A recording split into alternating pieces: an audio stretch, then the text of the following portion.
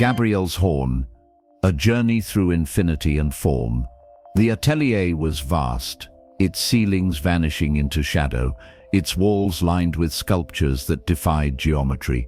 Elena's footsteps echoed across the polished stone floor as she entered, her breath catching at the sight of impossible shapes, twisted spirals that looped into themselves, forms that seemed to shimmer between dimensions. The air was thick with the scent of limestone dust and the faint hum of unseen vibrations, as if the very space resonated with ideas yet to be conceived. Elena had spent her life shaping the tangible, marble, clay, bronze, but she had never encountered something like this. At the center of the atelier, resting atop a pedestal of black obsidian, was a sculpture unlike any she had ever seen. It stretched infinitely forward, its surface smooth yet ungraspable, its curve narrowing forever, yet never reaching an end. The longer she looked, the more it seemed to shift, a paradox caught in stone. A voice, low and deliberate, broke the silence. Gabriel's Horn. She turned to find an old sculptor watching her, his hands dusted with fine white powder. His face was lined with years of study, his eyes gleaming with quiet amusement. Elena traced the horn's curve with her fingertips. "It has an end," she said. "But it doesn't." The sculptor nodded. "It can be filled with finite volume, yet its surface stretches to infinity. A shape that can be contained, but never truly held." Her mind reeled. If one were to pour paint over its surface, they would never finish covering it, an infinite task. Yet, if they poured liquid inside, it could be filled. How could something exist between these contradictions? She moved around the sculpture, studying the way the light caught its endless curve. "What does it mean?" The sculptor chuckled. "Does a form need meaning, or is meaning what we impose upon it?" Elena was silent. The question pressed against the boundaries of her understanding, nudging at something deeper. As she continued exploring the atelier, she found sketches of the horn, endless iterations of its shape, each more elaborate than the last. There were annotations in a language she didn't recognize, but the diagrams spoke for themselves. Calculations, equations, a dance between the finite and the infinite. A voice whispered behind her, "What is infinity to the hands that shape it?" She turned. No one was there. Doubt settled into her mind like dust upon untouched stone. She reached for a chisel, tracing its edge along the curve of an unfinished sculpture, testing the weight of creation in her grasp. Could she ever truly carve infinity? She returned to the horn, placing her palm on its cool surface, feeling the weight of paradox settle into her bones. The sculptor stood beside her, watching in silence. "Have you ever tried to sculpt it?" she asked at last. The old man smiled. "I have spent a lifetime trying. Each chisel stroke is an approach, but never a completion. That is the nature of infinity." Elena exhaled, staring at the horn's endless curve. "Then why do we try?" The sculptor gestured to the room around them. "Because even knowing that we will never reach the end, the journey itself is meaningful." She let the idea settle, feeling the resonance of truth within it. Infinity was not something to be conquered, but something to be understood in the attempt. Days passed in a blur of dust and thought. Elena worked alongside the sculptor, tracing the lines of the horn, chiseling its form into slabs of marble, shaping endless spirals into clay. Each attempt was a fragment of infinity, an iteration of the impossible. One evening, she stood at the atelier's entrance, watching the sun dip below the horizon. The sky stretched infinitely above her, its hues blending without boundary. The sculptor joined her, his gaze following hers. "Does the sky end?" he asked. Elena shook her head. "No, it stretches forever. Or maybe it only seems that way." The sculptor smiled. Perhaps infinity is not a thing, but a way of seeing. She looked back at the horn. It remained where it had always been, an immutable paradox resting in the heart of creation. Yet it no longer frustrated her. Instead, it called to her, not as an answer, but as an invitation. She reached out one final time, tracing its endless edge. "Then I will keep shaping it," she whispered, "even if I never reach the end." As she stepped away from the atelier, the horn remained behind her, unchanged yet different, lingering in the corner of her mind. It was both complete and incomplete, filled and unfillable, an echo stretching endlessly into the void. Gabriel's horn is a mathematical paradox that challenges our intuition about infinity, volume, and surface area. It is formed by rotating the function I equals sine 1 x around the x-axis for x1, resulting in a shape with finite volume but infinite surface area. Despite being able to hold a finite amount of material, its surface can never be fully covered by paint. This paradox reveals the strange and counterintuitive properties of infinite structures in mathematics. In Elena's story, the horn becomes more than a geometric puzzle. It is a metaphor for endless pursuit. The sculptor's life's work is an illustration of humanity's relationship with infinity. We may never fully grasp it, but our efforts to do so shape our understanding of existence. Hilbert's Hotel, a journey through infinite hospitality. Break the road stretched endlessly beneath an indigo sky, and the traveler's boots felt heavier with every step. For hours, perhaps days, they had been walking, guided only by the dim glow on the horizon. Then, at last, it appeared, Hilbert's Hotel. Its facade was an architectural impossibility.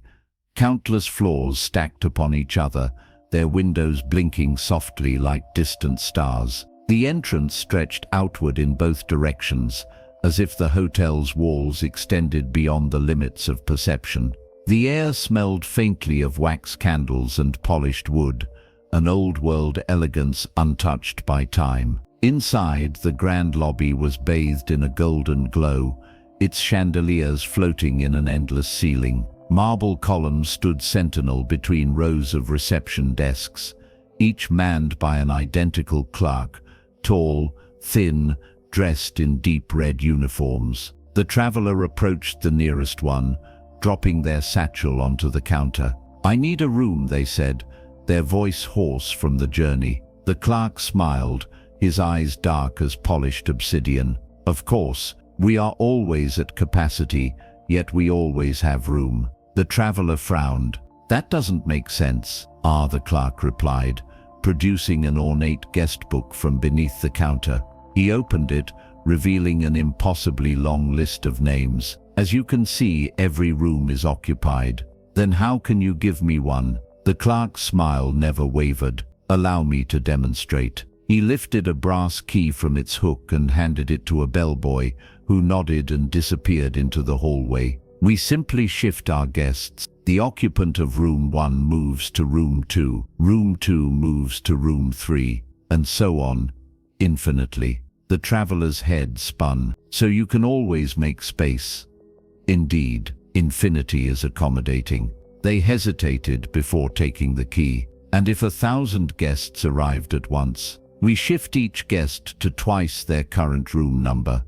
Room 1 moves to room 2, room 2 moves to room 4, room 3 moves to room 6. This leaves all odd-numbered rooms vacant." The traveler exhaled slowly. The logic was sound, yet it felt like a trick played on reality itself. Taking the key, they turned toward the endless hallway. The corridor stretched forward, lined with identical wooden doors, each marked by a glowing brass number. As they walked, the walls seemed to ripple like the surface of a vast lake.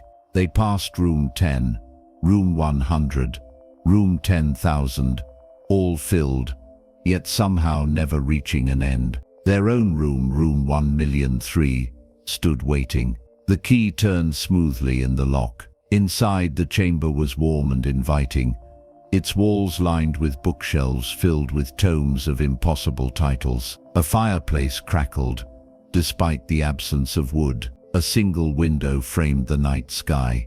Yet no matter which way they turned, the stars never shifted. Sinking into a chair, the traveler stared at the ceiling, trying to comprehend the nature of this place. If the hotel could always expand, was it ever truly full? Could a space contain all and nothing at once? The question gnawed at them.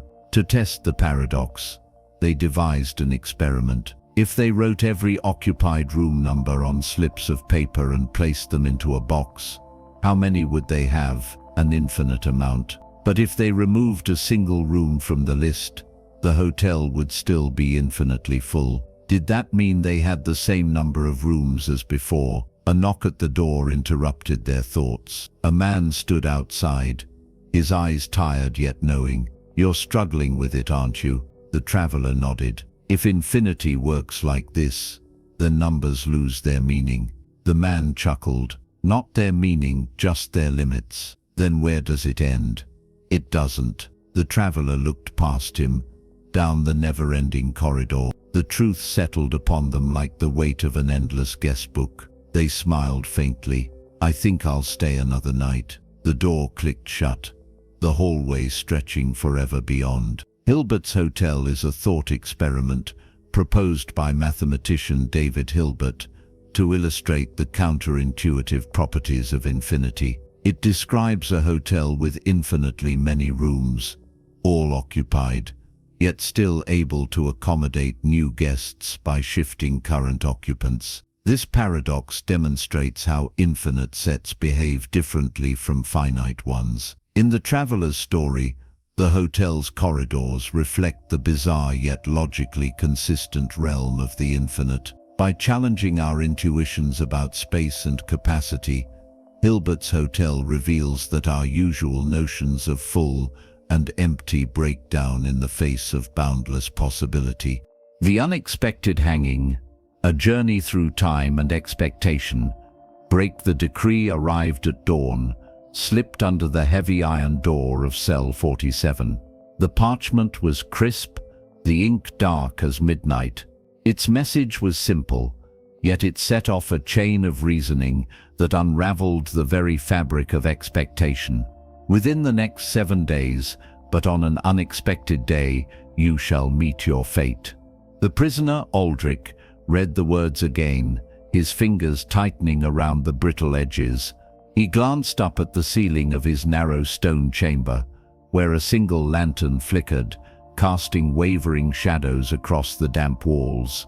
The air smelled of cold metal and old paper, and beyond the barred window, the distant chime of a clock tower marked the beginning of another uncertain day. Aldrich had been imprisoned in the House of the Measured Hour, a fortress where time itself seemed to play tricks on the mind. The corridors were lined with countless clocks, none of them in sync. Some ran too fast, others too slow. Some ticked backward, their hands creeping against the natural order. The effect was dizzying. The announcement gnawed at him. If his fate was to be unexpected, then it could not happen on the final day, because by then he would expect it. But if it could not occur on the last day, then it could not occur on the second to last either, for that too would become predictable. By this logic, no day remained, yet the decree was absolute. Aldrich paced the confines of his chamber, running his hand along the smooth surface of the wall, where prisoners before him had scratched desperate messages into the stone. Time deceives. Expectation is the real trap. His first attempt at reason was to count the days. He etched marks onto a strip of parchment, torn from an old ledger he had salvaged from the guard's waste bin. Day 1, Day 2, Day 3. Each morning he awoke with a start, heart pounding, expecting the door to swing open. Each evening, as the sun dipped beyond the distant mountains, he exhaled in relief. His execution had not come. But the further he reasoned, the more trapped he became. If I am still alive on day 6, then day 7 is inevitable. But if day 7 is ruled out, then day 6 is inevitable too. The contradiction folded in upon itself like an inescapable spiral. He tore the parchment in frustration. The clocks outside his chamber continued their erratic march. One near his door emitted a deep sonorous tick every 10 seconds, while another, higher on the wall, rattled out a frantic series of chimes, as if it were always behind and desperate to catch up. They were out of step with each other, yet together they composed the unsettling symphony of the house. Aldrich decided on a new approach: disruption. If time was playing a trick on him, he would play one in return. On the 4th day, he refused to wake at dawn. He blocked his ears against the ticking and tried to trick his own mind. If he could confuse his sense of days, perhaps the expectation itself would dissolve. But his body betrayed him. No matter how hard he tried, the knowledge of the decree lingered in the back of his mind, a whispering spectre. The logic remained inescapable. On the 5th evening, as he stared at the ceiling, a strange sense of calm settled over him. The executioner has not come because I expect him. Perhaps the only way to escape expectation is to embrace it. The next morning, Aldrich rose before the first chime. He stood by the door, waiting. If they came, they came. If not, then he had already accepted his fate. The hour passed, then another. By noon he felt something unravel within him, an understanding, not of the paradox's solution, but of its inevitability. The 6th day arrived. The sky beyond the window turned the color of rust. As Aldrich sat on the edge of his cot, he felt the shift in his bones. He had thought himself prepared, yet when the door swung open with a whisper of iron against stone, his breath caught in his throat. The guard entered. A pause stretched between them. "It's time," the guard said simply. Aldrich swallowed. "But I expected it." The guard tilted his head slightly, as if considering the remark. "Did you?" He opened his mouth, but the answer did not come. In that moment, he realized the full weight of the paradox. Expectation had been his prison all along. He stepped forward into the waiting corridor, the ticking of the clocks fading behind him. The unexpected hanging paradox is a famous logical dilemma that explores the limits of prediction and expectation. It describes a scenario in which a prisoner is told they will be executed on an unexpected day within a given time frame. The paradox arises when the prisoner reasons that the execution cannot occur on the final day, since it would then be expected, nor on the second to last day, since the last day would then be inevitable, leading to the conclusion that it cannot happen at all, yet it does. The paradox challenges our understanding of logical deduction and self-reference. The key contradictions include the prisoner's reasoning suggesting that the execution logically cannot happen, yet the very act of logical reasoning is what leads them to be surprised when it does. In Aldrich's story, the fortress of shifting clocks is a metaphor for the prisoner's struggle with time and expectation. Ultimately, the unexpected hanging paradox reminds us that knowledge can sometimes invalidate itself. If we are certain about an event, it may cease to be unexpected, yet therein lies the trap. It highlights how self-referential reasoning can lead to contradictions that defy resolution, leaving us to question whether the problem lies with logic or with our assumptions about what can be known. The Münchhausen Trilemma, a journey through foundations. Break the library tower leaned against the edge of the void, its spiraling steps creaking under the weight of centuries. No walls enclosed it, only endless shelves twisting toward the sky, lined with books so old their pages threatened to crumble at a breath.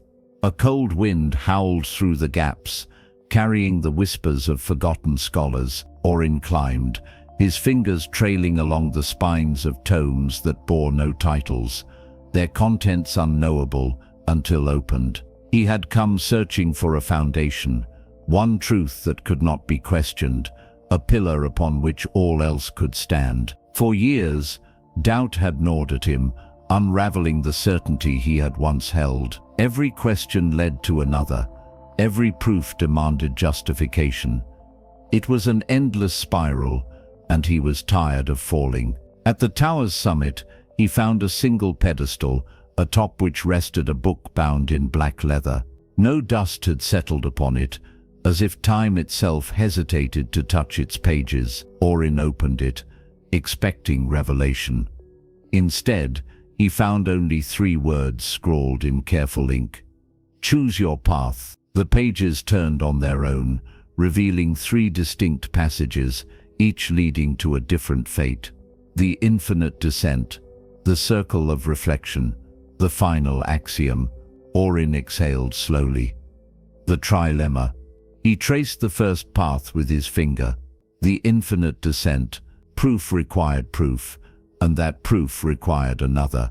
Each claim stood upon another's shoulders, a tower stretching downward into eternity.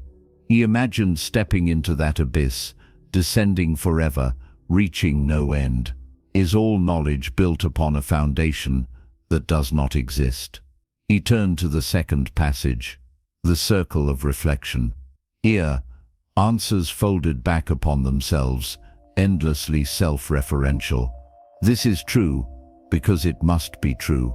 The illusion of logic masquerading as justification. If he chose this path, he would walk in circles forever, trapped in a reflection of his own reasoning. His eyes fell upon the final passage, the final axiom, a truth declared without proof, a foundation accepted not because it was certain, but because it had to be. The world itself rested upon such things, axioms of mathematics, the laws of thought. But what if the axiom was wrong? What if it, too, was built upon nothing? Orin clenched his fists. No choice offered escape. He snapped the book shut, the wind rising around him.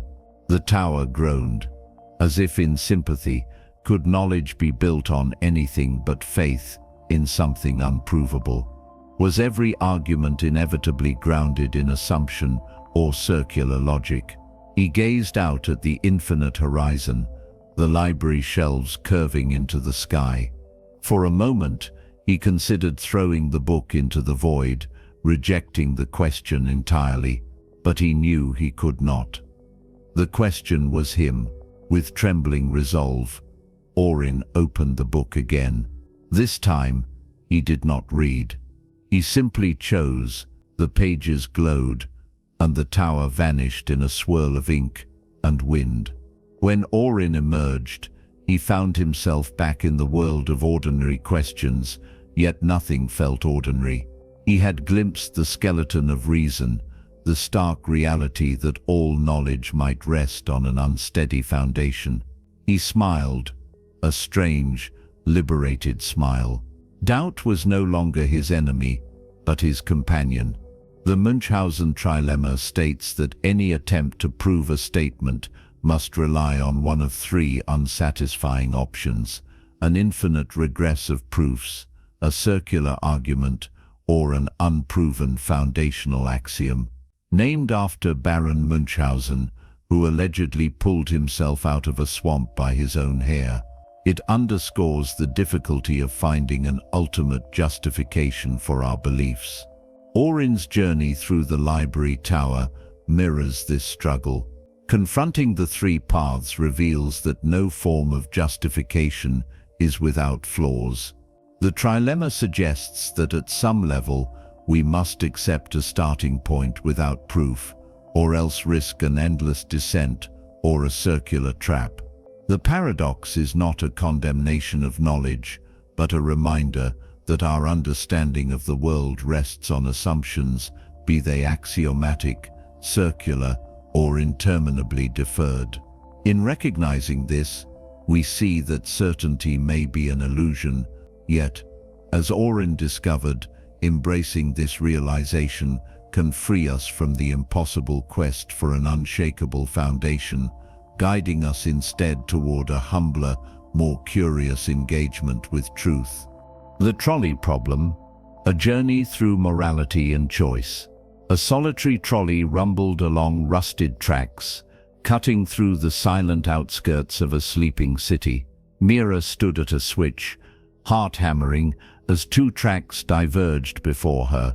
On one track lay a group of workers, oblivious to the oncoming trolley. On the other, a single person worked alone.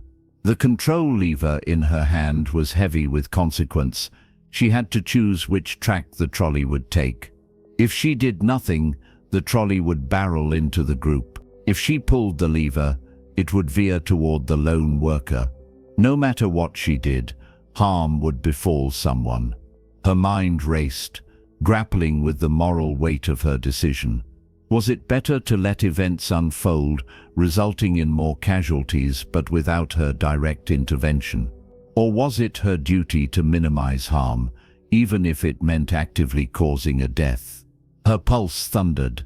She remembered reading about this dilemma in dusty philosophy tomes, a puzzle that pinned deontological ethics against utilitarian reasoning. But words on a page were nothing compared to the reality of a trolley hurtling toward human lives. The screech of metal against metal grew louder.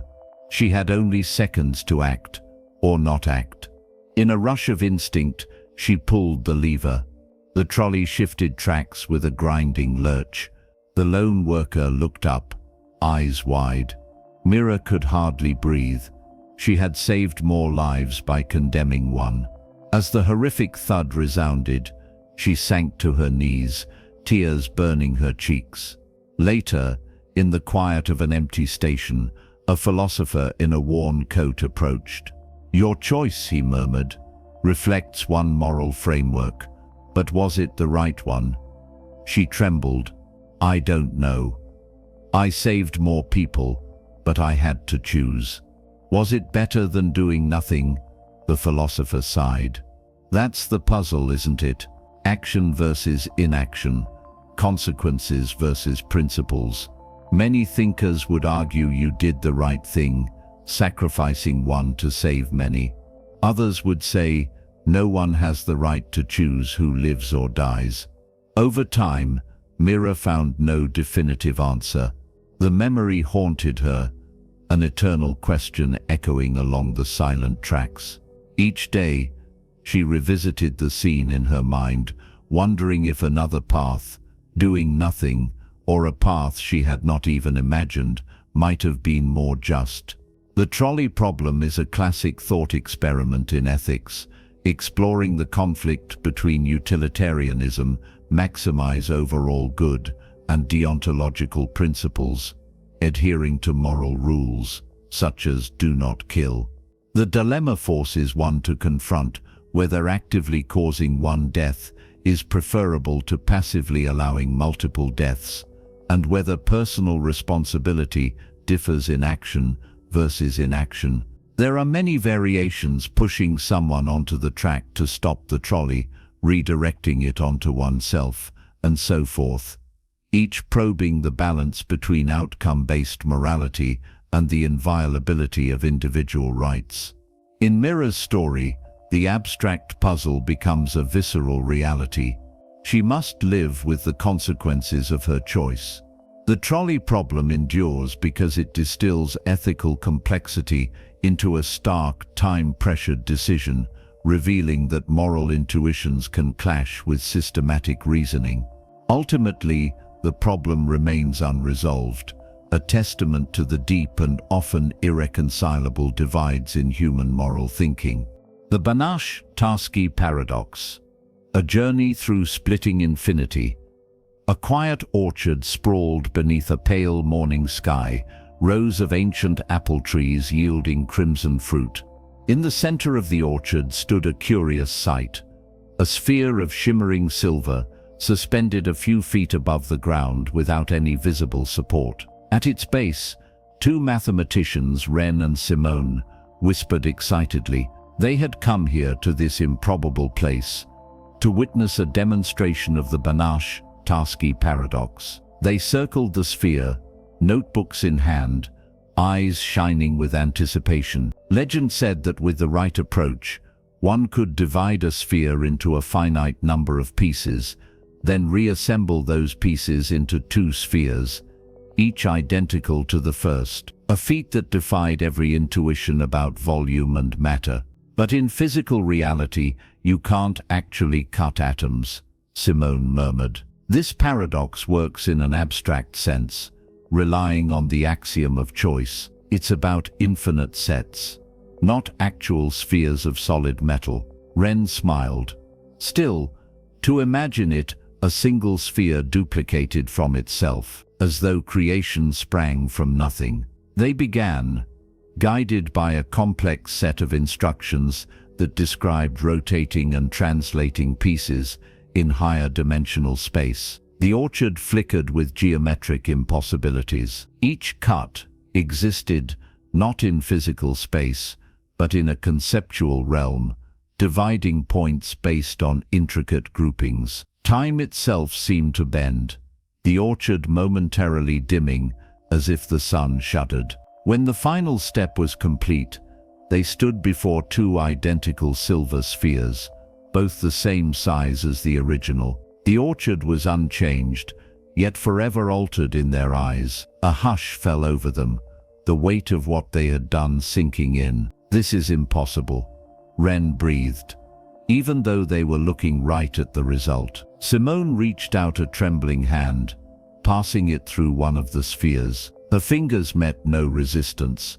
Like illusions, these spheres did not exist in the ordinary sense. Mathematical reality, she whispered, a place where our rules of volume and measure break down. As the demonstration concluded, the orchard returned to normal. The duplicated spheres vanished, leaving only the single original, still hanging gracefully in the air. Ren and Simone packed their notes in silence, minds reeling. The Banach Tarski paradox states that a solid sphere in 3D space can be split into a finite number of non-measurable pieces, which can then be reassembled into two spheres of the same size as the original. It relies on the axiom of choice, which allows for the selection of points in a way that defies conventional measure. While impossible to realize with physical objects, this paradox reveals the deep and sometimes unsettling consequences of set theory on our understanding of volume and measure.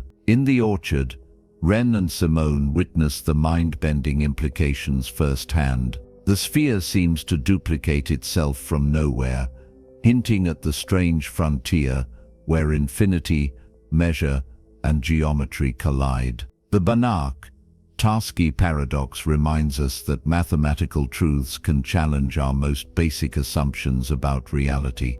Maxwell's Demon, a journey through information and entropy. A warm laboratory hum filled the air as Nadi peered into a strange apparatus of glass and steel. Two chambers connected by a tiny door, each containing a flurry of gas molecules in constant chaotic motion. A small mechanical demon perched by the door, waiting to pounce on the laws of thermodynamics. Nadi had spent years studying thermodynamics, the principle that entropy, a measure of disorder, can never decrease in a closed system. Yet Maxwell's demon, a thought experiment devised by James Clerk Maxwell, seemed to defy this notion. The demon could, in theory, allow only fast-moving molecules into one chamber and slow-moving molecules into the other, thus creating a temperature difference without expending energy. Could the demon cheat physics? Nadi activated the apparatus. A flurry of molecules darted about, the demon poised to open or close the tiny door. At first, it seemed the demon was sorting the molecules by speed. One chamber grew warmer, the other cooler. Was the demon reducing entropy, violating the second law of thermodynamics? But the longer Nadi watched, the more she saw the cost of information. Each time the demon decided whether to open or close the door, it expended mental effort, measurement, and memory. The demon's own entropy rose, compensating for the decrease in the gas. In total, entropy did not vanish, it merely shifted. As the experiment ran its course, the demon grew slower, as though burdened by the very knowledge it accumulated. In the end, the temperature difference faded. The demon had not broken the second law. Instead, it highlighted the subtle interplay between information and energy. Satisfied, Nadi shut down the apparatus. Maxwell's demon proposed a scenario where a tiny being could sort molecules without expending energy, seemingly reducing entropy. But modern physics explains that acquiring and erasing information, necessary steps for the demon's choices, incurs an energetic cost, preserving the second law overall. The paradox emphasizes the role of information in thermodynamics. It reveals that entropy is not just about heat, it's also about knowledge. Though the demon might appear to circumvent the laws of physics, a closer look uncovers hidden costs in measurement and memory. Nadi's experiment underlines that the universe keeps its books balanced, even when clever tricks tempt us to think otherwise. The Barber's Dilemma, a journey into logic paradoxes. Break the village lay beyond the hills, nestled in the folds of time itself. It did not appear on maps, nor did travelers often speak of it. Felix, a philosophy student with a restless mind, had stumbled upon it while following an old road that twisted like an unsolved riddle. As dusk fell, he entered the village, his footsteps echoing against the cobblestone streets. The air smelled of damp stone and burning oil from flickering lanterns that lined the alleyways. In the distance, a clock tower chimed a deep, resonant note. Once, then twice, before fading into silence. The village seemed caught between reality and a dream, its architecture timeless, its atmosphere thick with quiet contemplation. As Felix wandered, his gaze settled on an old barber shop at the end of a narrow lane. Above its door hung a wooden sign, the paint faded but still legible. "I shave everyone who does not shave themselves." Felix stopped. The words struck him as familiar, like a half-remembered puzzle from his studies. The sentence, he knew, harbored a contradiction, a logical enigma that resisted resolution. If the barber shaved those who did not shave themselves, then who shaved the barber? A chill ran down his spine, not from fear, but from the thrill of encountering a paradox in the real world. He stepped forward and pushed open the door. Inside, the air smelled of shaving cream and old leather. The barber stood behind a chair, sharpening his straight razor with slow, deliberate movements. He was a tall man with a neatly trimmed beard, his eyes sharp as the blade in his hands. "You read the sign," the barber said without looking up. Felix hesitated. "Yes, and I have a question. Who shaves you?" The barber smiled, a knowing glint in his gaze. "Ah, the question that has no answer. If I shave myself, then I must not shave myself. If I do not shave myself, then I must shave myself." A perfect paradox. Felix sat in the chair, feeling the weight of the words settle around him. But that's impossible. A statement cannot be both true and false. And yet, here we are, the barber replied, gesturing to the world around them. Perhaps the contradiction is not in the statement, but in the way we think about truth. Felix's mind raced. The paradox was more than an abstract puzzle.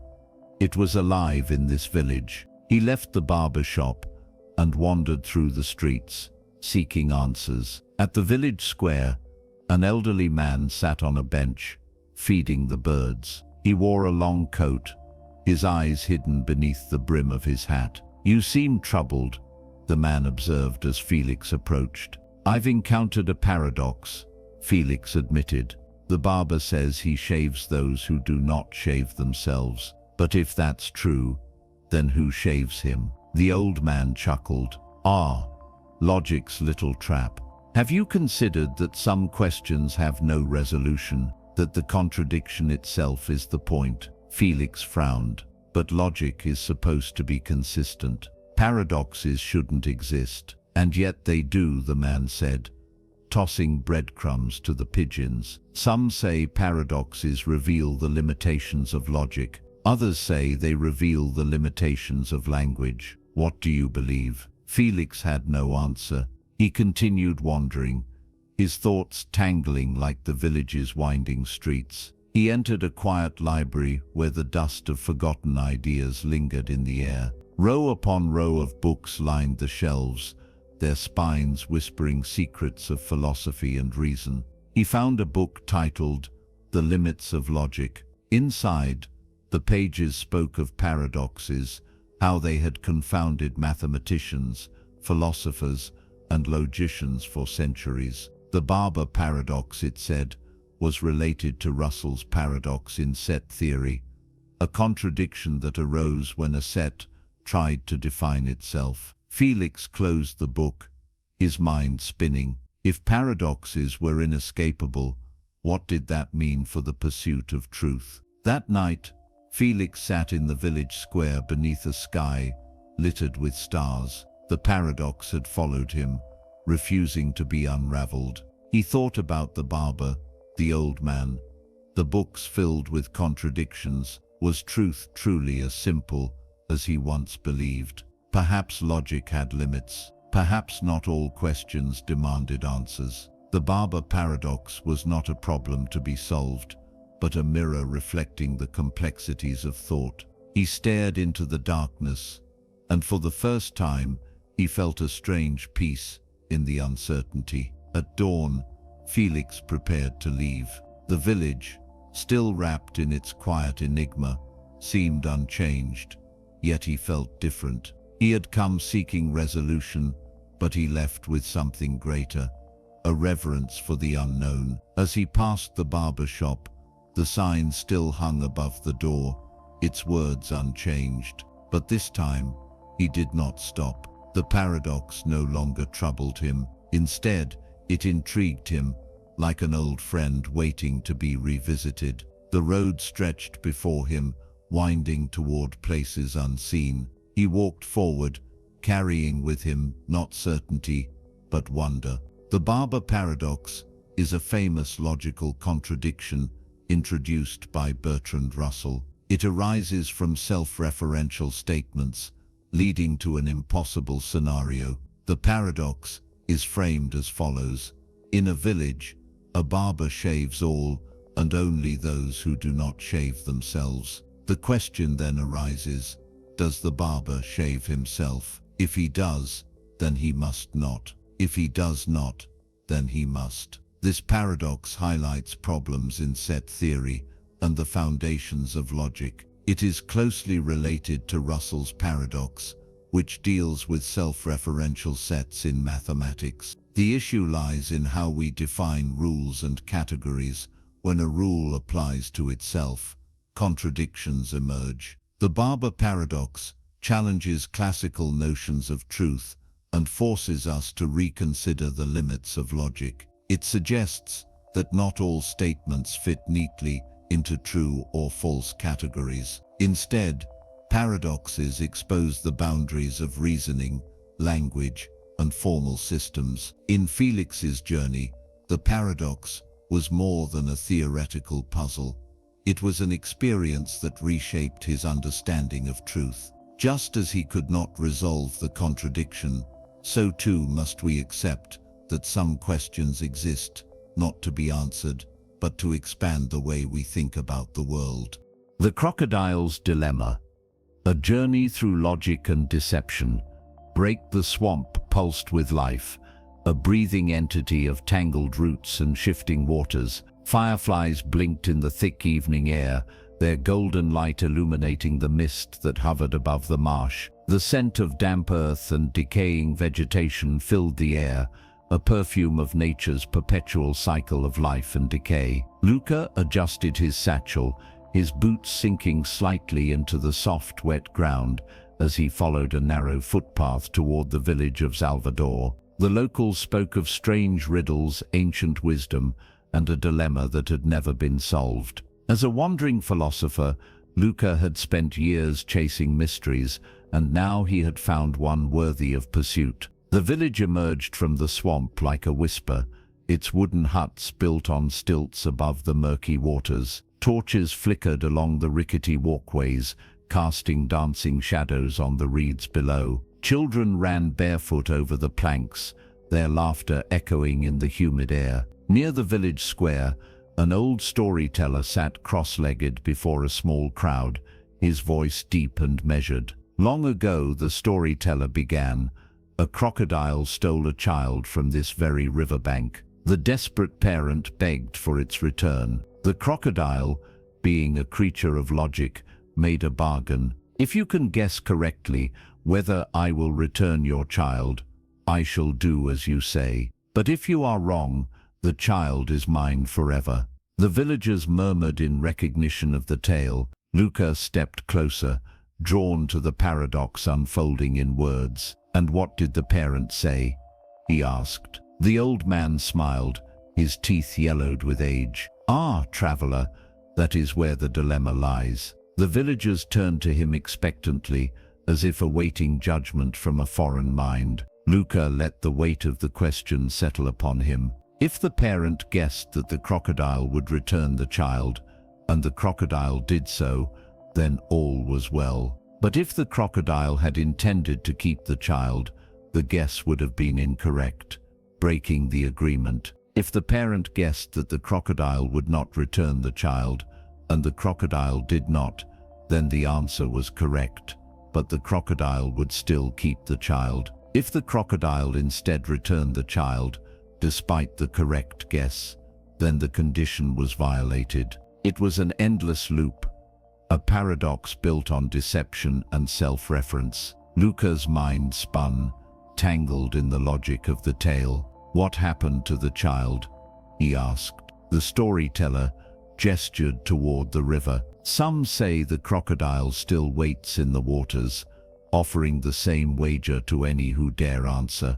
A hush fell over the village. The swamp, so full of unseen movement, suddenly felt too still. Luca felt a chill creep into his bones, not from fear, but from the intoxicating allure of the unsolvable. That night, he found an elder sitting by the water's edge, staring at the rippling surface. "You seek answers," the elder said without turning, "but some questions unravel the mind." Luca sat beside him, the wooden planks creaking under his weight. "Every paradox has a solution, even if the answer is that there is no answer," the elder chuckled. "That is what the crocodile wishes you to believe." The words gnawed at Luca. Was the paradox itself a deception, an endless game meant to entrap those who sought absolute truth? The next day, driven by curiosity, he walked to the riverbank, where the villagers claimed the crocodile still lurked. The water was dark and sluggish, thick with secrets. Luca stood at the edge, his reflection wavering. He whispered into the void, as if speaking to the spirit of the paradox itself. "If I say you will not return the child, and you do not, then my answer was correct, but the child is lost. If I say you will return the child, and you do not, then my answer was wrong, but the child is still lost." The question itself is a trap. A low rumble vibrated through the reeds, though it could have been the wind. Luca exhaled. He was no closer to an answer, but perhaps he was closer to understanding. That evening, he left the village. As the lights of Salvador faded behind him, the paradox remained, slithering through his thoughts like an unseen current. Some dilemmas had no resolution. Some truths were meant to be questioned, not answered. And perhaps, in the endless dance of logic and deception, that was the only answer that mattered. The crocodile paradox is an ancient logical dilemma that highlights problems in self-reference and truth. It arises when a crocodile captures a child and tells the parent that the child will be returned only if the parent correctly guesses whether the crocodile will do so. The paradox emerges because there is no consistent way for the crocodile to act without violating the terms of the agreement. If the parent guesses that the child will be returned and the crocodile does so, the agreement holds. But if the crocodile intended to keep the child, the guess would be incorrect, seemingly justifying the crocodile's decision. However, if the parent guesses that the crocodile will not return the child, and they are correct, then the crocodile should not return the child, but doing so would make the guess incorrect. This creates a logical contradiction. The crocodile paradox challenges classical logic by illustrating how self-referential statements can lead to contradictions that have no clear resolution. It is similar to the liar paradox, in which a statement declares itself false, creating an inescapable loop. In Luca's journey, the paradox is not just a mental puzzle, it becomes a lived experience, reflecting the struggle between truth, deception, and the limits of reasoning. By encountering the dilemma firsthand, he learns that some questions are meant to be explored rather than solved, embodying the very nature of paradoxes themselves. Ultimately, the crocodile paradox serves as a reminder that logic, like the murky waters of the swamp, can conceal as much as it reveals. It invites us to consider not just the answers we seek, but the very nature of the questions we ask. The Heap's Enigma, a journey through vagueness and perception. The wind carried whispers of the past as Dorian stepped onto the plateau, the ancient ruins of Solara stretching before him like the bones of a forgotten civilization. A mathematician by trade and a seeker of riddles by passion, he had come here to study the inscriptions left behind by an enigmatic sect known as the Guardians of Measure. They had been obsessed with defining the indefinable, drawing lines where others saw only gradients, and it was said that within these ruins lay the key to understanding one of the oldest and most elusive paradoxes of human thought. Dust swirled around his boots as he made his way through the crumbling corridors, the scent of sun-baked stone thick in the air. Faded glyphs adorned the walls, their meanings half lost to time. At the heart of the ruins he found what he had been seeking, a pile of sand perfectly conical, resting undisturbed beneath a fractured skylight. The late afternoon sun cast shifting patterns upon it, making it seem alive, as if it pulsed with the very question that had brought him here. When does a heap cease to be a heap? The voice startled him. Dorian turned to see a figure seated on a low stone ledge, a man draped in a cloak the color of dusk, his face lined with the weight of contemplation. His eyes, dark and keen, studied Dorian with an amusement that suggested he already knew the answer to every question yet to be asked. "I was about to ask myself the same thing," Dorian admitted. He crouched beside the pile, running his fingers through the warm grains. "If I remove one grain, it remains a heap. Another, still a heap." But at some point, he let the grains slip through his fingers. "It ceases to be one." "But when?" the man chuckled. "You stand at the gates of the Sorite's paradox, my friend. The ancient guardians once believed they could map reality with absolute precision. They failed." Dorian's mind raced through the problem's implications. If a heap could lose grains indefinitely without ceasing to be a heap, then the distinction between heap and non-heap was arbitrary, a mirage conjured by language. And yet, the heap was undeniably real. He removed another grain, watching as it joined the others scattered on the stone. Was it still a heap? "There must be a boundary," he murmured, more to himself than to his companion. The man raised an eyebrow. "Does there? Tell me, do you consider yourself the same person you were 10 years ago? A decade ago, you had different cells, different thoughts, different dreams, but you still call yourself Dorian." Dorian frowned. "That's different, is it?" The man gestured at the heap. "You think this puzzle belongs only to sand and stones, but it does not. It belongs to you." to all things. If a heap does not cease to be a heap at any particular grain, when do you cease to be you? The question unsettled him more than he cared to admit. He thought of identity, of how people changed incrementally over time. When did youth become age? When did certainty become doubt? If a line could not be drawn, was anything ever truly distinct? He sat back, staring at the pile as the wind shifted it ever so slightly. It was not static. It was never static. Even now, grains fell and repositioned, altering its shape in ways imperceptible to the eye. The heap was a process, not an object, a continuum, not a fixed state. Perhaps a heap is not a number of grains, he said at last. Perhaps it is a perception, a concept we impose upon reality, not a truth, but a convenience. The man's smile was almost imperceptible. Now you begin to see. Dorian remained in the ruins until the sky deepened to violet. He continued to remove grains, one by one, until only a handful remained. The heap had vanished, yet he could not say when. It had dissolved not in the physical world, but in his mind. As he rose to leave, he turned back to his companion. "You never told me your name." The man inclined his head. "Names too are but heaps of letters." Dorian chuckled, though a part of him shivered at the thought. The man watched him go, his silhouette blending into the ruins as if he had always been part of them. As he descended the plateau, the wind whispered once more through the stones, carrying with it a single, lingering question. When does something become nothing? The Sorit's paradox, also known as the paradox of the heap, is an ancient logical puzzle that challenges the way we define vague concepts. It arises when applying a seemingly reasonable principle, such as removing one grain from a heap, does not stop it from being a heap, leads to an absurd conclusion. The paradox can be framed as follows.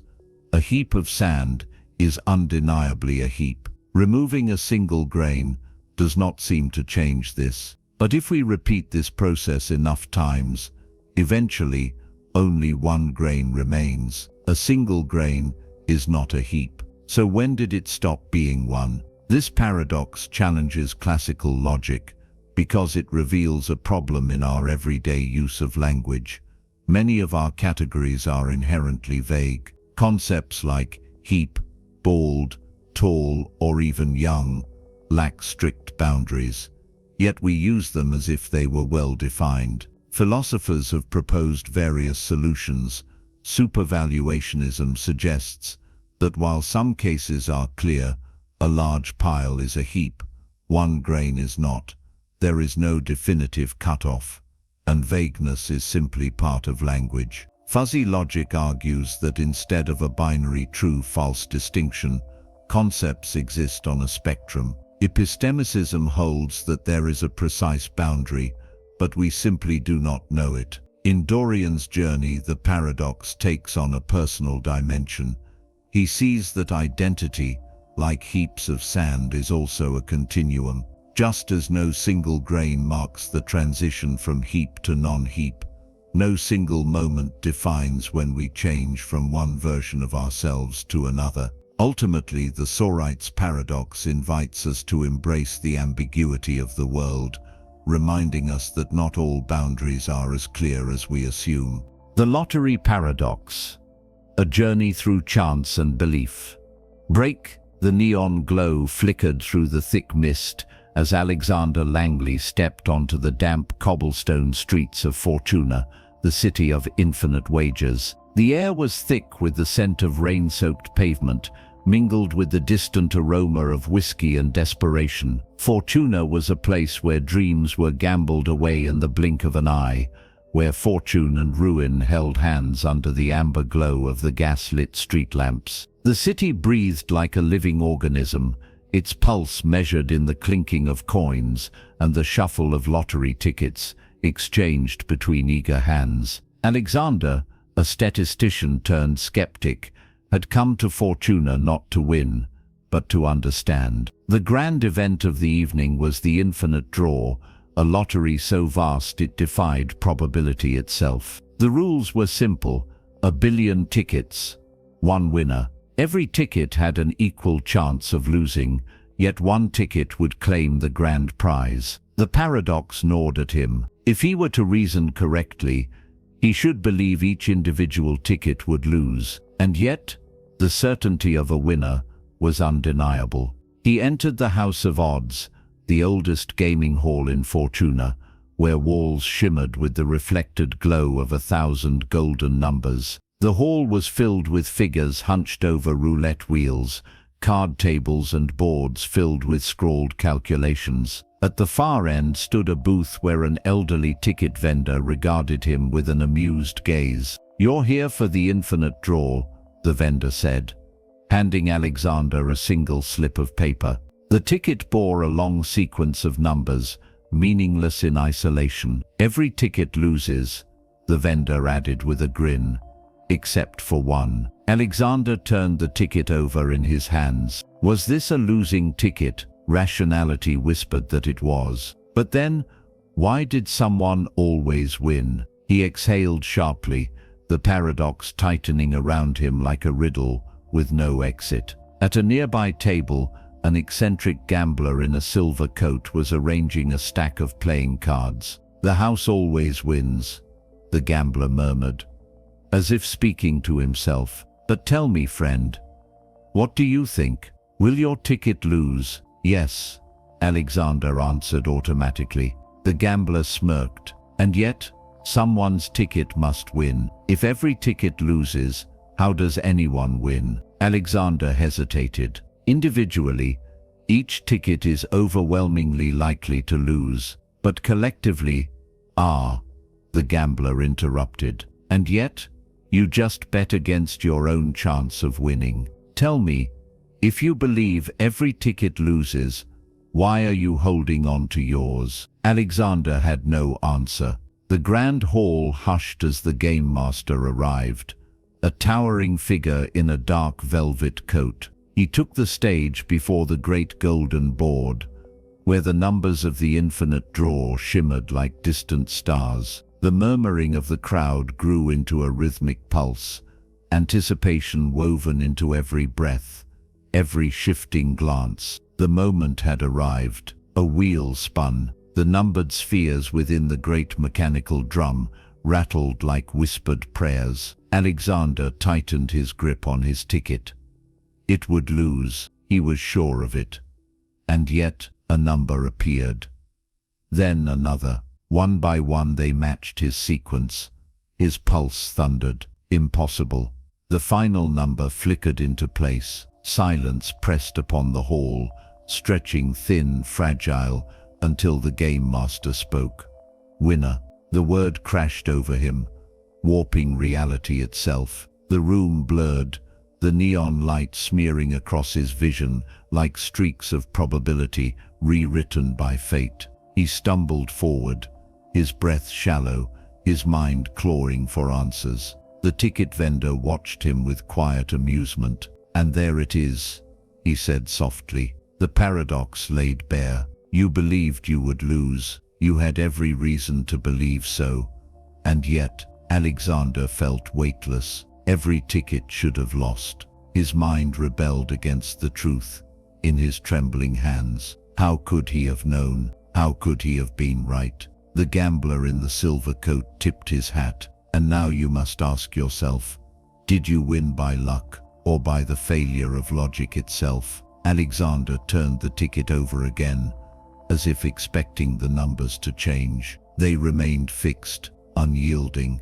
He had won. As he stepped out into the mist-laden streets of Fortuna, the paradox clung to him like a second skin. Every ticket had been doomed to lose, and yet someone had to win. Belief and probability had twisted into a knot he could not untangle. Perhaps, he thought, some questions did not need answers, only contemplation. The lights of Fortuna flickered behind him, the sound of new bets already being placed echoing through the night. And Alexander, the winner who had never believed he would win, walked away into the unknown, his ticket folded into his palm like a secret he would never fully understand. The lottery paradox is a philosophical problem in epistemology and probability, first introduced by Henry Keiberg in 1961. It explores the conflict between rational belief and statistical certainty. The paradox is simple. A lottery has an enormous number of tickets, and only one will win. It is rational to believe that any given ticket will lose, because the odds of winning are so low. But since one ticket must win, this leads to a contradiction. We believe all tickets will lose, yet we know one will not. This paradox highlights the problem of aggregating rational beliefs. If we believe each ticket will lose, then we must accept that all tickets will lose, which we know is false. The paradox forces us to reconsider how we handle probability and belief, especially in cases where collective certainty contradicts individual reasoning. There are various proposed resolutions rejecting the idea that we should believe each ticket will lose, that is, acknowledging that extremely low probability is not the same as certainty, accepting degrees of belief instead of absolute certainty, treating beliefs as probabilistic rather than binary, distinguishing between justification and knowledge, recognizing that even rational beliefs can lead to contradictions. In Alexander's journey, the paradox becomes a lived experience. He rationally believed his ticket would lose, yet he won, forcing him to confront the limitations of his reasoning. The story mirrors the human struggle between logic and chance, where belief, probability, and expectation collide. Ultimately, the lottery paradox teaches us that certainty is elusive, and sometimes we must accept the paradoxes that shape our understanding of the world. The Ellsberg Enigma, a journey through uncertainty and choice. Break. The fog clung to the mountaintop retreat like a second skin, swirling around the towering stone pillars that lined the entrance. Elias had climbed for hours through the shifting mist, drawn by whispers of a game unlike any other, a test of choice and uncertainty that few had ever attempted, let alone understood. He was no gambler, nor did he believe in fate. As a risk analyst, his life was built on models, probabilities, and the comfort of measurable outcomes.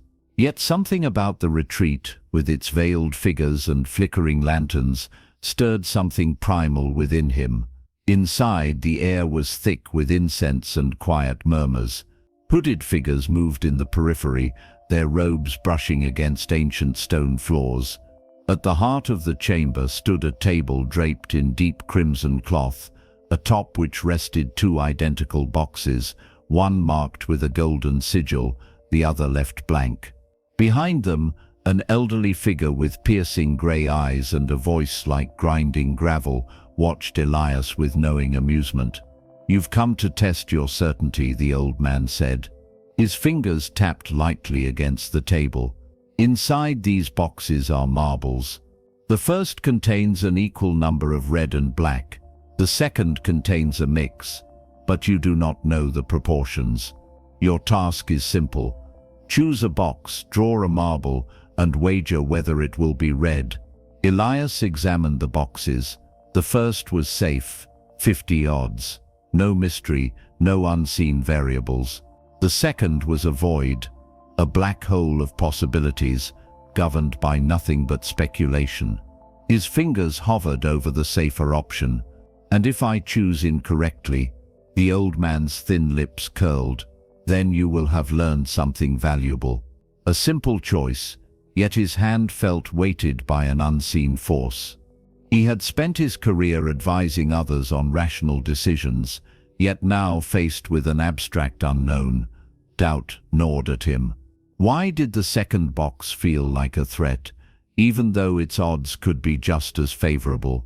From the shadows, a woman with silver-threaded hair stepped forward, her eyes bright with mischief.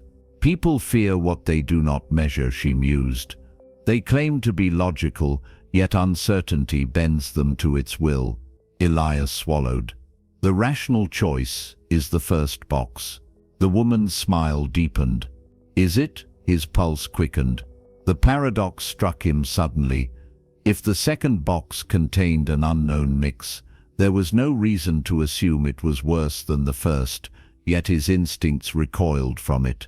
Every fiber of his being urged him to avoid it, not because it was worse, but because it was uncertain.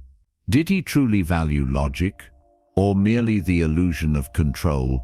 He took a deep breath and reached for the second box. The chamber seemed to still, the hooded figures shifting in anticipation. His fingers brushed the surface, cool and smooth. He opened the lid, reaching inside. A single marble rested in his palm. Red. The old man inclined his head. An outcome has been revealed. But tell me, would you have chosen this box, if not for your curiosity? Elias exhaled slowly, the weight of his own reasoning pressing against him. He had chosen not because of logic, but because of defiance. Had he been wrong to resist his instincts, or had he finally understood them? He turned, stepping away from the table, the question lingering in his mind, like mist curling around the mountaintop. As he descended the stone steps, the retreat faded behind him, swallowed once more by uncertainty.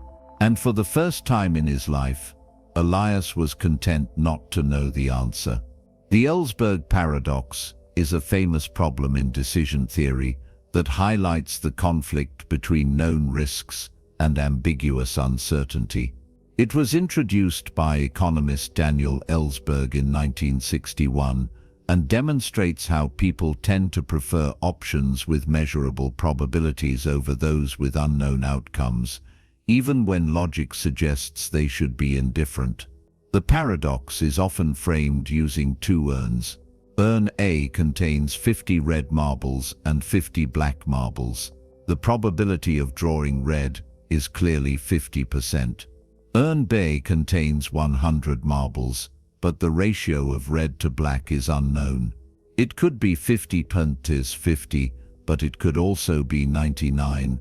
Most people prefer to bet on Urn A rather than Urn B, despite the possibility that Urn B could have better odds. This reveals a psychological bias known as ambiguity aversion, the tendency to favor known risks over uncertain ones, even when the probabilities may be equal or better in the ambiguous case. In Elias's journey, he faces the same dilemma. Though there is no logical reason to assume the second box is worse, he instinctively avoids it due to its ambiguity. His final choice is not about logic, but about confronting his own biases. The Ellsberg paradox has major implications in fields like economics, psychology, and decision theory, influencing how we approach risk in finance, medicine, and policy making. Ultimately, it forces us to question whether we truly make rational decisions or if we simply fear the unknown. 1. The Grandfather's Paradox. A Journey Through Time and Logic. Dr. Adrian Voss never believed time travel was a real possibility until he found himself staring at a device that defied everything he understood about physics. As a theoretical physicist obsessed with paradoxes, Adrian had spent years contemplating time's mysteries. Now deep within the archives of the Cronus Institute, a secretive research facility hidden beneath the streets of Vienna, he had discovered something that should not exist: the Eternum engine. The room pulsed with a strange hum, the air thick with the scent of ozone and aging parchment. Around him, ancient books lined the walls, some dating back centuries, their pages yellowed with time. Suspended at the center of the chamber, encased in a crystalline shell, the Eternum engine glowed with an eerie blue light. Its mechanisms whirred in perfect synchronization, as if the device itself was a heart beating to the rhythm of time. Adrian's pulse quickened as he traced his fingers along its smooth surface. According to the records he had found, the Eternum engine was designed to bend time itself, allowing a traveler to step into the past. Yet no one had dared activate it. Its origins were unclear. Some claimed it was built by a lost civilization.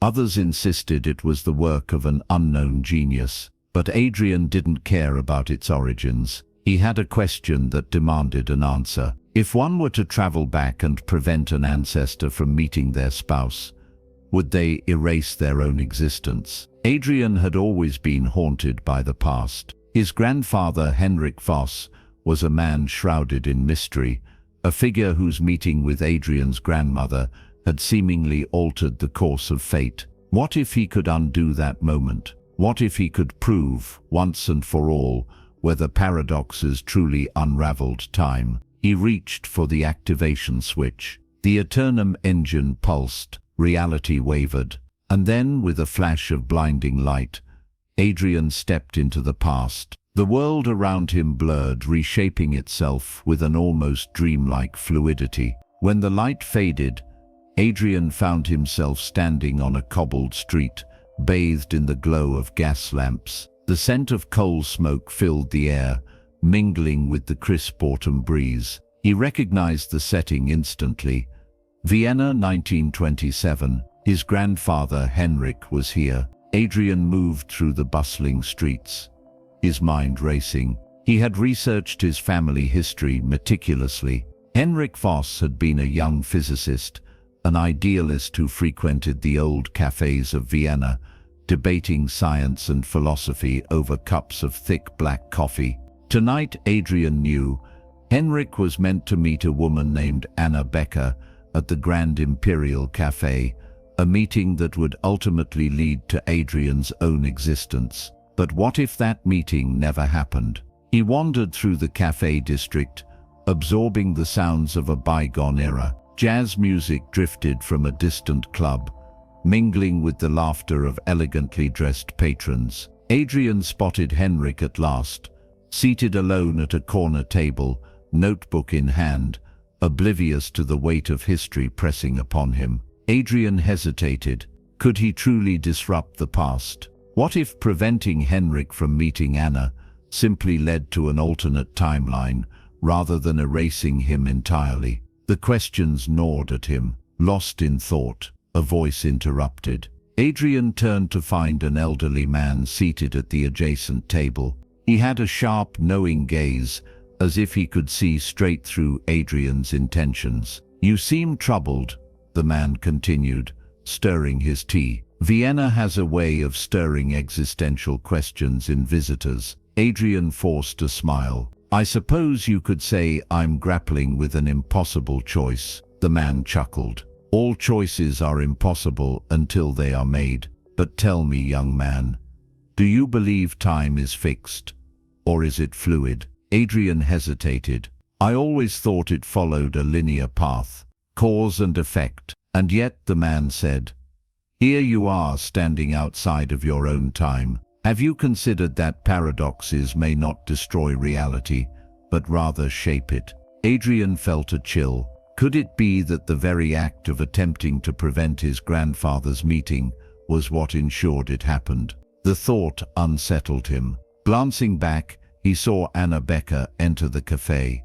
Henrik looked up. Their eyes met. The moment was unfolding, untouched by Adrian's interference. He turned away, realization dawning. Perhaps paradoxes weren't obstacles, they were inevitable loops. Adrian stepped into the night, his mind alight with possibility. If he had succeeded in preventing his grandfather's meeting, he might have vanished. Yet as he still stood there, breathing the cold night air, it was clear that time was resilient. The old man's words echoed in his thoughts. What if the past could not be changed, because attempts to change it were already accounted for? He had come seeking a definitive answer. Instead, he had found something more profound. The realization that time was not a simple thread to be cut or rewoven. It was a tapestry, its patterns interwoven in ways beyond comprehension.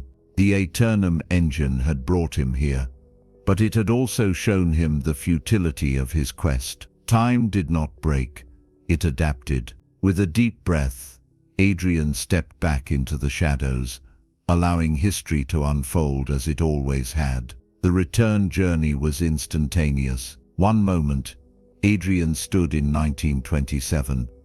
The next he was back in the archive chamber, the Aeternum engine pulsing softly in the dim light. He exhaled, grounding himself in the present. Had he truly traveled to the past, or had he merely witnessed history as it was always meant to be? The line between observer and participant had blurred beyond recognition. As he shut down the machine, Adrian knew one thing for certain: paradoxes were not meant to be solved. They were meant to be understood.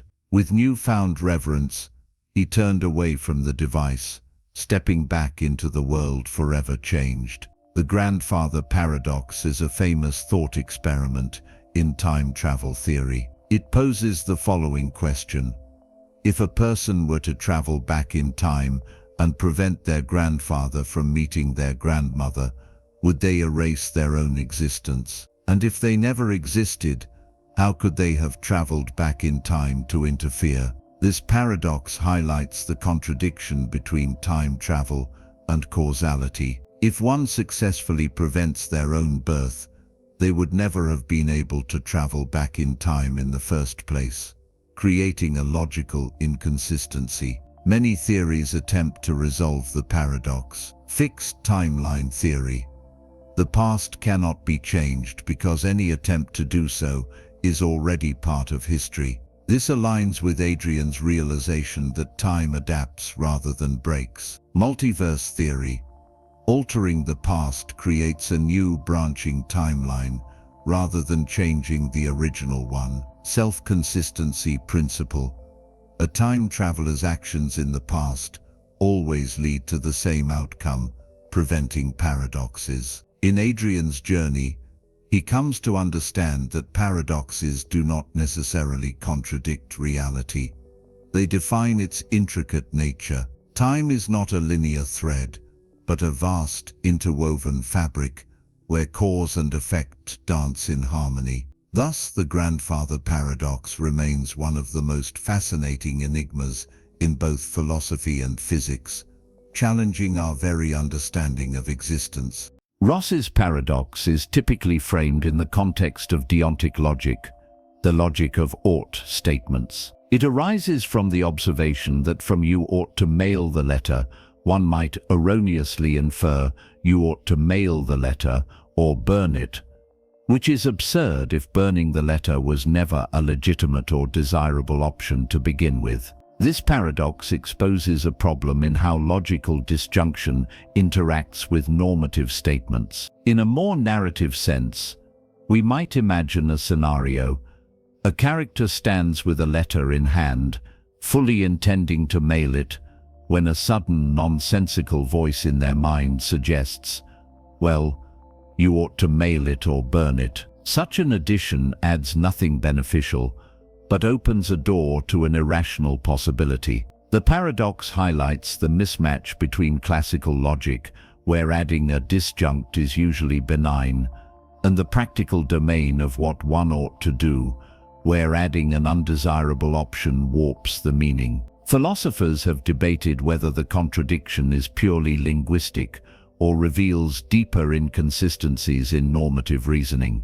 In essence, Ross's paradox illustrates how a simple operation turning P ought to happen into P or Q ought to happen can generate logical outcomes that seem nonsensical in real-world scenarios, underscoring the complexity of connecting formal logic to actual human obligations and intentions. Despite its name, the paradox is less about a concrete puzzle and more about demonstrating how formal rules can clash with pragmatic understanding of commands and duties. The Bootstrap paradox, a journey through time and creation.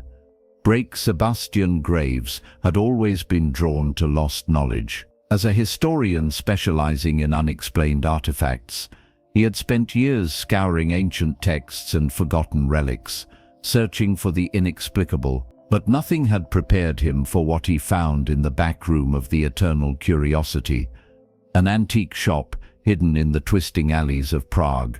The shop smelled of old parchment and dust, a labyrinth of shelves filled with forgotten objects. The dim glow of oil lamps cast flickering shadows on the wooden floor. At the very back, resting atop a velvet cloth, was a manuscript unlike any he had seen before. Its pages were yellowed with age, the ink faded yet still legible. But what struck Sebastian was the name on the cover, SG. His initials, heart-pounding. He flipped through the pages. The handwriting was unmistakably his own. The manuscript detailed events and discoveries he had never made, at least not yet. There were theories about time loops, notes on famous paradoxes, and sketches of a device he had never seen before. Where had this manuscript come from? If he had written it, when? Sebastian turned to the shopkeeper, an elderly woman with piercing grey eyes. "Where did this book come from?" he asked. She gave him a knowing smile. "It has always been here, waiting for you." A chill ran down his spine. A book written by himself, but with no clear origin. A creation with no creator. He had discovered a paradox, and now he had no choice but to unravel it. Sebastian took the manuscript to his study, a cluttered room filled with old maps and half-translated texts. He spent days poring over its contents,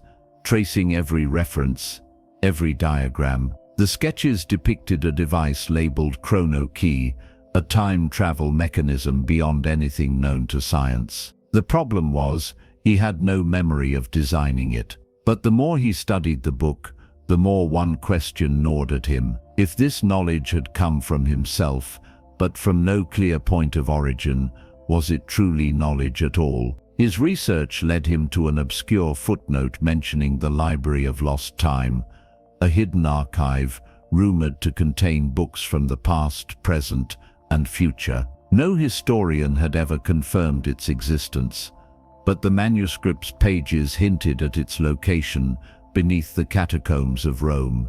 With nothing but the book as his guide, Sebastian set off for the Eternal City. The journey was surreal. In the candlelit depths of the Roman catacombs, he traced his fingers along the damp stone walls, following the cryptic instructions from his own manuscript. And then, deep within the labyrinth, he found it a door that should not exist. Beyond it, the Library of Lost Time awaited. The library was immense, its towering shelves stretching into shadows untouched by natural light. The scent of ancient parchment filled the air, and the distant ticking of unseen clocks echoed through the stillness. As Sebastian wandered the endless corridors, he found books written in languages long forgotten, some in scripts that had yet to be invented. Then, in the very heart of the library, he found another copy of the manuscript, identical to the one he had discovered in Prague, down to the last faded ink stroke, and beside it stood a figure, an older version of himself. "I was wondering when you'd arrive," the future Sebastian said with a smile. Sebastian felt his breath catch. This is impossible. And yet, here we are, his future self replied. "Welcome to the loop." They sat together, surrounded by tomes of impossible knowledge. Future Sebastian explained what he already suspected. The book had never been written in the traditional sense. It had always existed, passed from one version of himself to another, its knowledge trapped in an endless cycle. But where did it come from originally? Sebastian asked. Who wrote the first copy? Future Sebastian only shook his head. There is no first copy. That's the nature of the Bootstrap paradox. Knowledge without an origin, a creation without a creator. Sebastian sat in stunned silence. The manuscript had not been created. It had simply been. No one had written it, yet it existed. It was a closed loop in time, an artifact that defied causality itself. And now his older self continued, sliding the book toward him. It's your turn to take it back and complete the cycle. Sebastian hesitated. If he took the book, he would ensure its existence. But if he destroyed it, would it erase itself from time? Was that even possible? Sebastian stood at the threshold of time's greatest enigma. The manuscript rested in his hands, the weight of infinite cycles pressing upon him. Could he break the loop? If he left the book behind, would it vanish from history, or had the paradox already accounted for every possibility? Future Sebastian only watched in silence, offering no guidance. This was his choice alone. Slowly,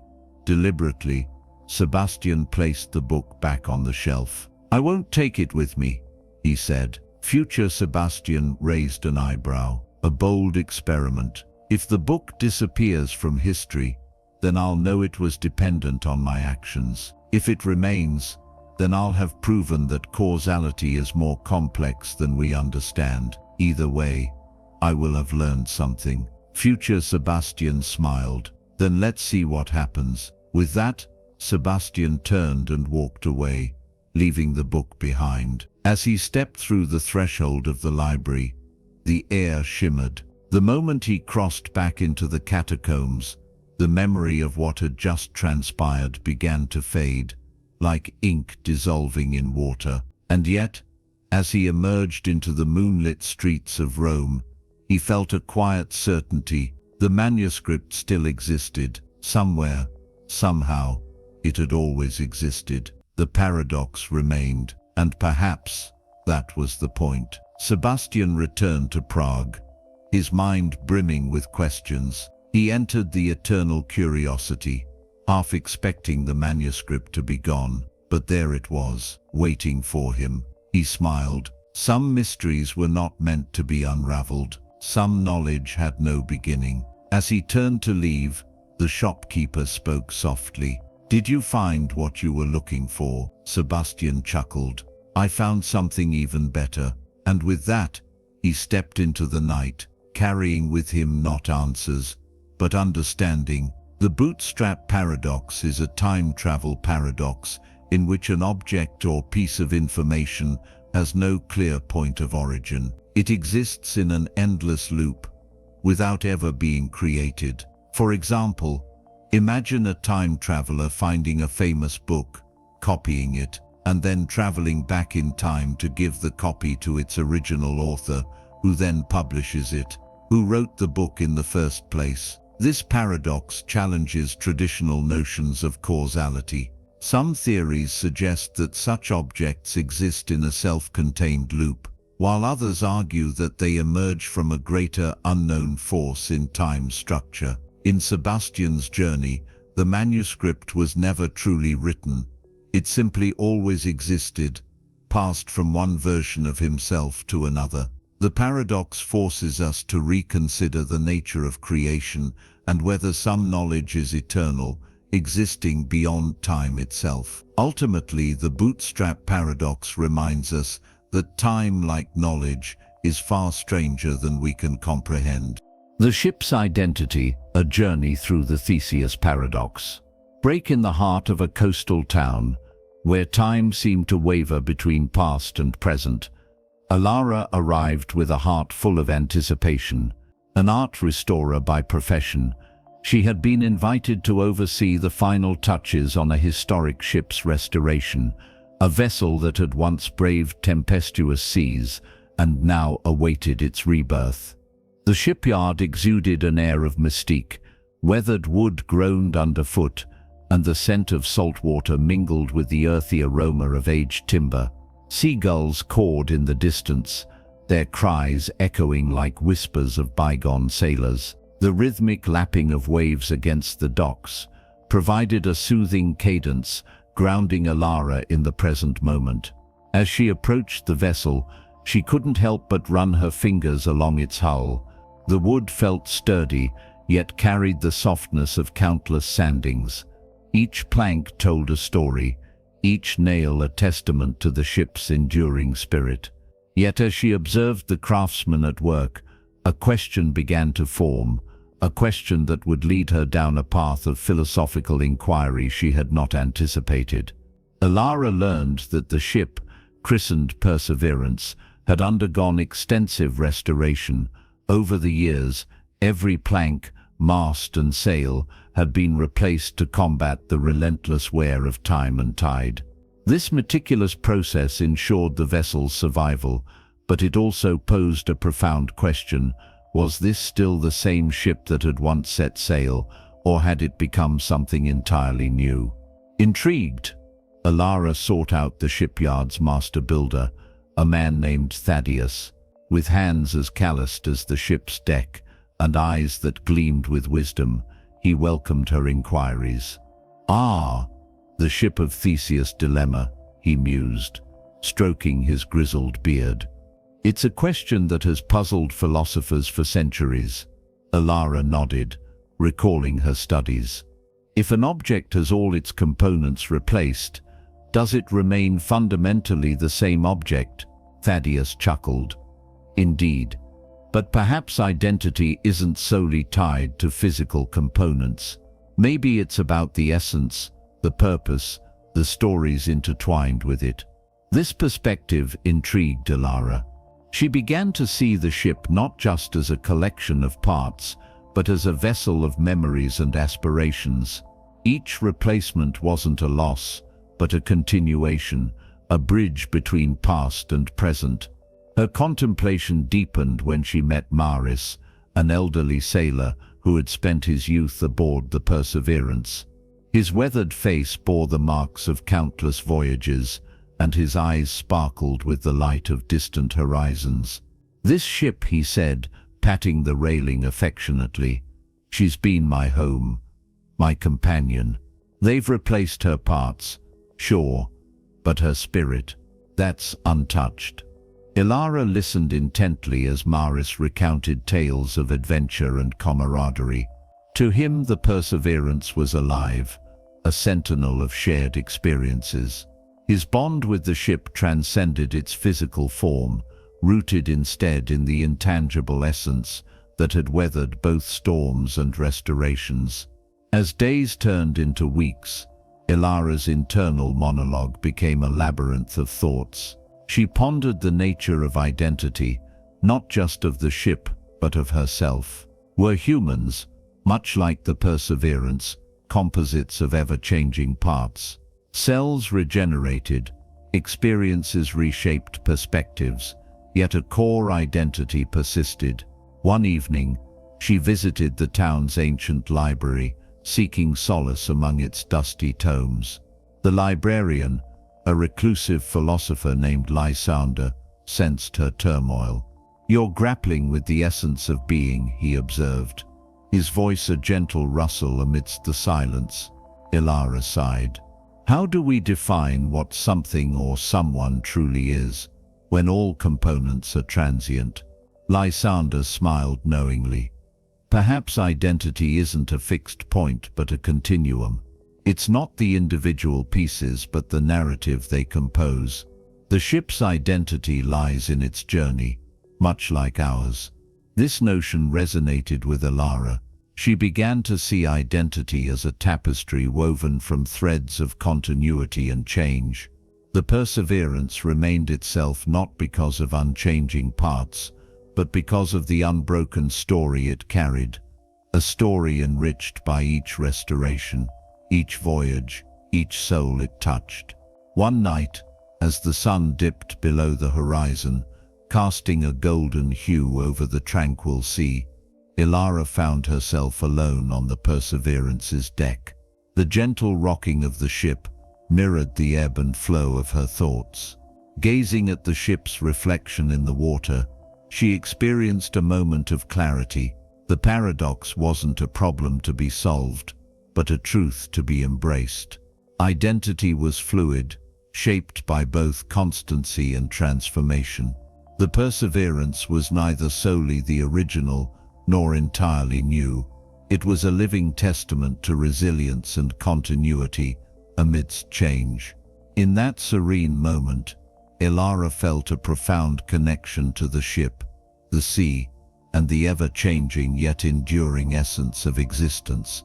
The ship of Theseus paradox is a classic philosophical question about identity. It asks whether an object that has had all its components replaced remains fundamentally the same object. Some argue that continuity of form and purpose sustains identity, while others maintain that once all parts have changed, it is, in essence, new. In Ilara's encounter, the paradox becomes personal. By watching the Perseverance's restoration and reflecting on her own experiences, she realizes that identity might be a story, an unbroken thread that weaves through change. The ship is not defined by the original planks, but by the collective spirit of its voyages, memories, and shared meaning. The Liar Paradox and the Barber Paradox. Break the village appeared on no maps. Nestled between hills shrouded in mist, its cobblestone streets twisted like the tendrils of an ancient vine. Felix, a philosophy student with an insatiable thirst for understanding, arrived at dusk. He had heard whispers of this place, an enclave of thinkers, a refuge for those who delighted in the perplexities of logic and language. At the entrance, an old wooden sign greeted him. It was faded. The paint cracked, but the words stood out clearly. This sentence is false. Felix paused.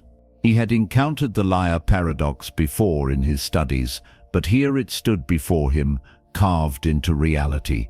If the sentence was true, then it must be false. If it was false, then it must be true. The contradiction gnawed at him with a bemused smile. He stepped into the village, eager to uncover what other mysteries lay ahead. The air was thick with the scent of parchment and aged wood. Lanterns flickered in the gathering twilight, casting shifting shadows along the winding alleys. A faint whisper of wind carried murmured voices, half-heard riddles spoken by unseen villagers. The streets twisted unpredictably, each turn revealing a new curiosity. A clock with neither hands nor numbers, a fountain where water spiraled upward, defying gravity. Felix wandered further, drawn to the looming presence of a quiet library at the village's center, its grand double doors slightly ajar. He pushed them open and stepped inside. Inside, the scent of aged paper enveloped him. Shelves groaned under the weight of ancient tomes. An elderly librarian, her eyes gleaming with knowledge, approached him. "You saw the sign," she said, her voice warm. Felix nodded. "The liar paradox. It presents an unsolvable contradiction," she chuckled. "Truth is a slippery thing. You'll find more of that here." With a knowing glance, she gestured toward a narrow street beyond the library. Curiosity led him to a small barber shop. A lone barber, a stout man with a perfectly trimmed beard, stood inside sharpening his razor. As Felix entered, the man spoke before Felix could utter a word. "I shave everyone who does not shave themselves, and only them." Felix felt a familiar tension rise in his mind. This was the barber paradox. "Then who shaves you?" Felix asked, his voice cautious. The barber grinned. "That's the question, isn't it? If I shave myself, I must not shave myself. If I don't shave myself, I must shave myself. An endless loop, wouldn't you say?" Felix was captivated. The village was not just a place, it was a living paradox. He spent the day wandering, meeting villagers who spoke in riddles and philosophers who debated the very fabric of logic. In the bookstore, he found texts exploring paradoxes in depth. Yet the more he read, the more questions surfaced. At one stall, a man selling books beckoned him. "Choose wisely," he said. "Some books contain truths, others only contradictions. But how do you tell which is which?" Felix picked up a small, unmarked volume and flipped through its pages. Every statement contradicted the one before it. He closed it and set it down, unsettled yet fascinated. Later he returned to the barber. "What happens if someone new moves to the village?" Felix asked. "Someone who neither shaves themselves nor visits you." The barber only smiled. That, my friend, is why we remain a small village. The answer was unsatisfying, yet perfect.